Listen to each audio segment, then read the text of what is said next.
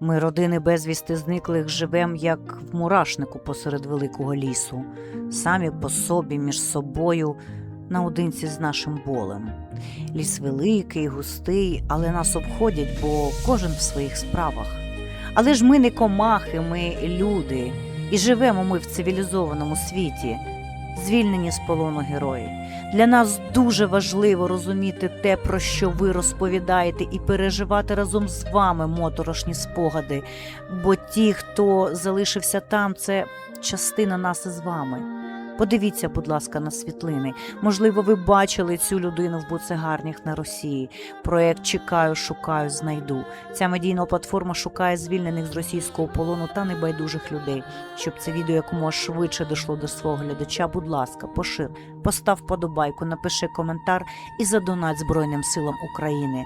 Давай врятуємо один одного. Низький уклін кожному.